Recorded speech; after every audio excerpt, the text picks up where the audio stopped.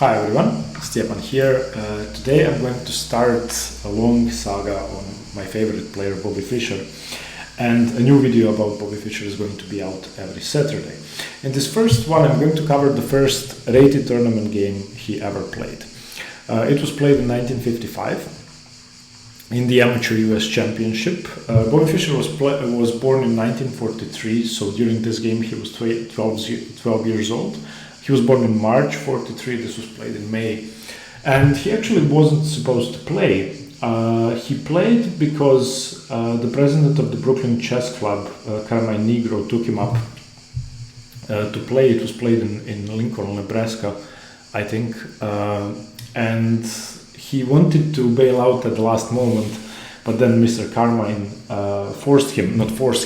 convinced him to play. And this is the only recorded game from that tournament. He played against Albert Brown Humphrey, and I'm not sure which round this game was played in. I've read that it was the first round, I've read that it was the sixth round, but I think it may be the first round. So anyway, this is the first rated game Bobby Fischer ever played. Bobby Fischer really needs no introduction, I think, but just for those of you who may not be familiar, he was the world champion by defeating Boris Spassky in 1972.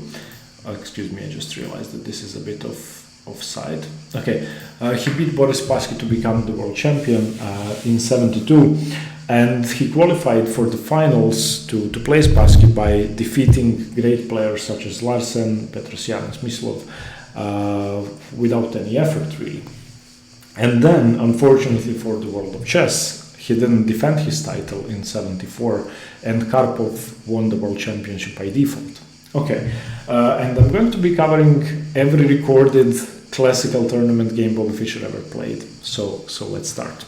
Now, during the game, Bobby Fischer was 12 years old. I read that his USCF rating after this tournament was 1850 something. So he didn't have a very strong tournament, obviously, but 1800 is still good for your first rating. Okay, so his opponent played pawn to d4, and as we know, Bobby Fischer's favorite defense against the queen's pawn was the king's Indian throughout his career, same as the Najdorf against e4. So in his first ever recorded game, he played the king's Indian. So knight f6, c4, g6, knight c3, bishop g7. Here e4 is of course the main move, but his opponent plays knight f3. And in this position, of course, black has the option of avoiding the king's Indian. Black could play the Grunfeld in this position with d5.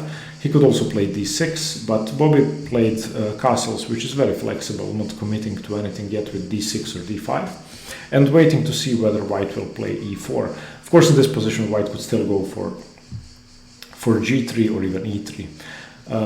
But his opponent plays e4, so now we have the main line king's Indian, d6, and bishop e2 is by far the most popular move, the orthodox king's Indian, and after e5, castles, knight c6, d5, knight e7, b4, etc., etc. We have the orthodox king's Indian, which, okay, after d5, knight e7, white has a couple of options. He could play b4, the bayonet attack, he could play knight e1, he could play knight d2, he could even play bishop g5, bishop d2, a4 is a move, bishop e3 is a move, even king h1 is a move. So this is the theoretical position of the king's Indian.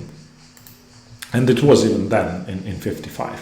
Instead of that, his opponent plays h3, which is seemingly not a very active move, but it prevents an easy development for black, but that's sort of a consequence of what white is really trying to do. White is trying to play the move g4 in many variations and delay castling kingside. Now, maybe his opponent didn't know that. By the way, I managed to find out something about Albert Brown Humphrey, Bobby Fischer's first opponent in a classical game. He was born in 1911 and he wasn't really a strong player. I don't think his rating was over 2000, but that's not certain, definitely. Alright, so in this position, e5 is the main move. Bobby Fischer didn't play it. The idea is that the pawn cannot really be taken. If d takes e5, d takes e5, queen takes queen, rook takes queen. If knight takes e5, then knight takes e4, and in this position after bishop e5, black is supposed to have a slight advantage with, for example, bishop f6, bishop g5, etc., etc. Okay, so black is supposed to be slightly better here because of a safer king. Instead of that, after rook takes d8, players with white usually play the move bishop g5, and black responds with rook e8. But okay, Bobby Fischer didn't play that. After h3, he played the move knight b to d7, preparing e5, which is also okay. Okay, bishop to e3, now e5, d5, normal King's Indian plans. And in this position, knight c5 is the main move for black, and this is a theoretical position very often played today. The idea is that bishop c5, dc5 doesn't really give white anything, and he needs that bishop, and black doesn't have any problem holding off the d5 pawn.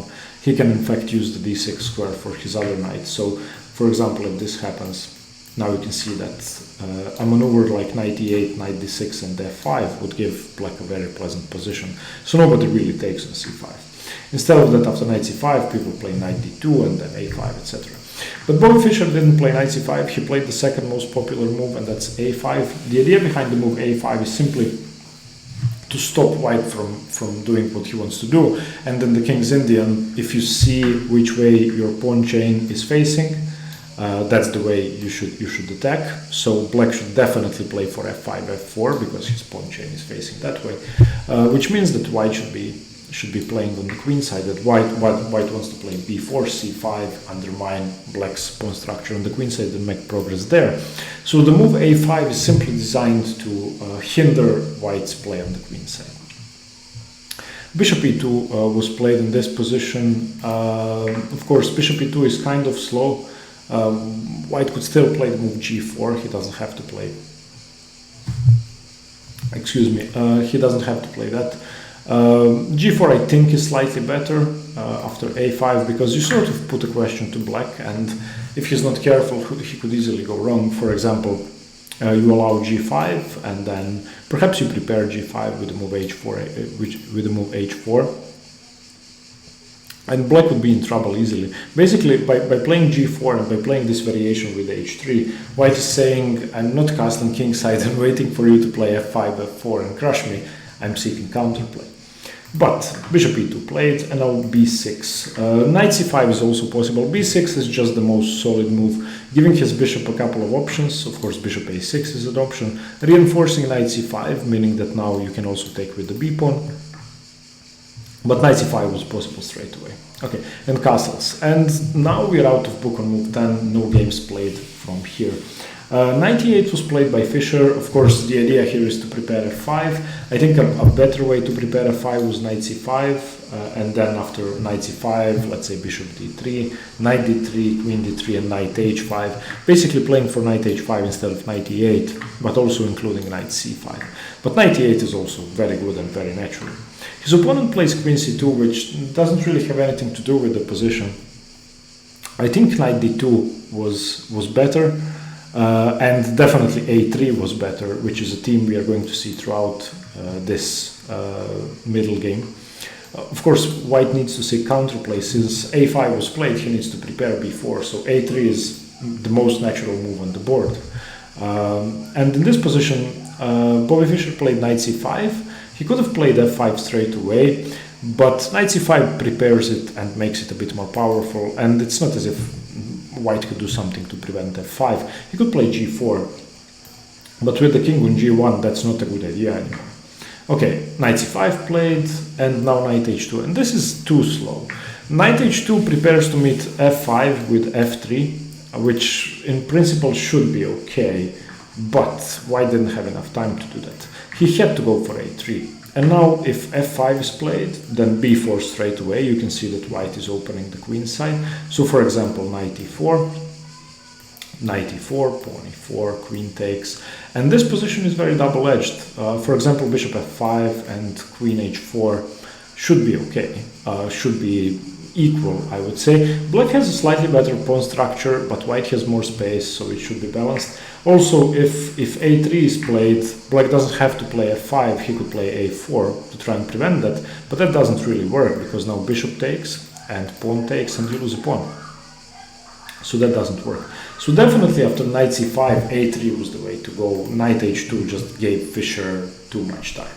Okay, so f5, and now we have a standard King's Indian. f3 to prevent that, but f4, and this is a very, very thematic King's Indian attack, and white is already worse. And black is dominating the king side. White has no counterplay on the queen side, that's the point. So bishop f2, queen g5, not the most precise move, but correct idea, getting your pieces towards the king side. King h1, bishop d7, rook g1, white is trying to defend knight f6, g4. This is a slightly rash decision, and after this move, white is lost. Of course, you don't allow the king side to be closed, you take. And after rook takes, queen h6. And now your h3 pawn is attacked, so you are in trouble. If you try something like bishop f1 to defend the pawn, then knight h5, knight f4. If you don't do that, knight h5, knight f4 anyway. He plays knight d1. We have knight h5, attacking the rook, rook g1, and now bishop takes h3, and Fischer goes a pawn up. So now he has a very strong attack, he's a pawn up, and I would say most importantly, white doesn't have any counterplay. So especially if you look at the bishop on e2, if you look at the knight on h2, if you look at these two pieces, if you look at the queen behind all the light squared pawns for white, this is a completely lost position. It should be about -4 for black or something like that. Bishop e3 played, attacking the queen. Knight f4, if that's taken, then rook takes, of course. Knight f2, attacking the bishop. Bishop f6 played, getting another piece into play, which wasn't that precise. I believe bishop d7 was better just to save the bishop, but okay. Now rook g3 and bishop d7.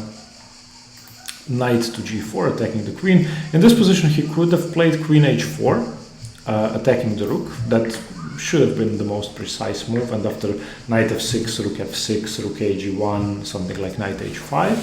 But he played bishop takes g4, which I understand. He has more attackers around the king still, so trading off a defender makes sense.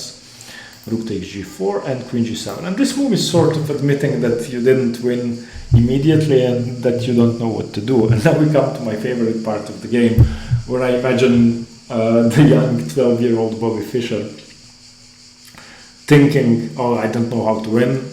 Maybe I'm not winning, and getting frustrated. As you may know, Bobby Fischer was notorious for never accepting draws, and he always wanted to win.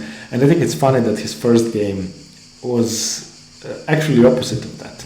So okay, rook ag1 played. White is still seemingly defending. Bishop e7, queen d2, rook f7, getting his other rook into play. Bishop takes f4, rook takes f4.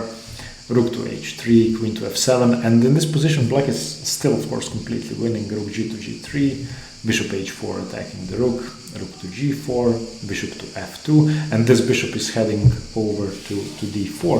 And after bishop d1 they actually agree to draw, which I think is incredible. This position is absolutely winning for black, and here is why. Of course he is a pawn up, that's the first thing. His bishop has no counterpart, and it's going to dominate the white king and the entire board from d4.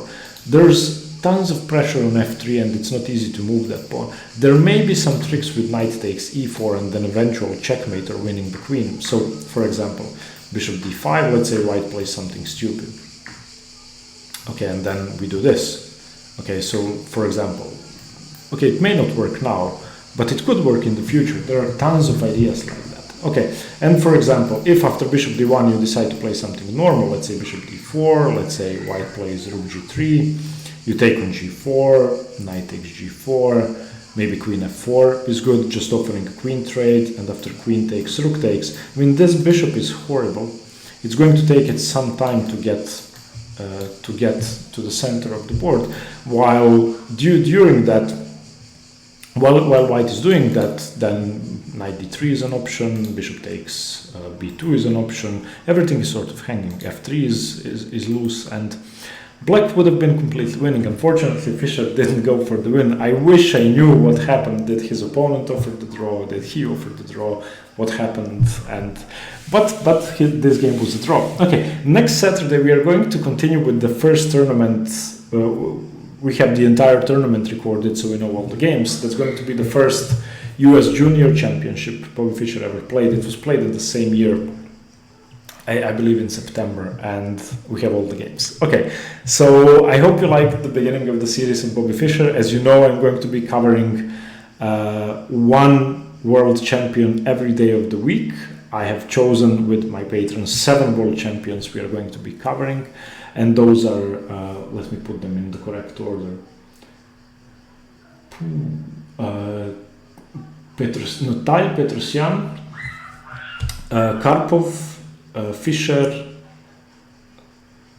Karpov, Kasparov, Kramnik. Yes, that should be it. Oh yes, and Capablanca was before that. Okay, so 7 world champions. If your favorite one is missing, I'm sorry. But basically, Saturday is Fischer Day, so one video on Bobby Fischer is going to be up every Saturday. Thank you very much for watching. Hope you liked the video. Let me know what you think, and stay tuned for more chess. Bye bye.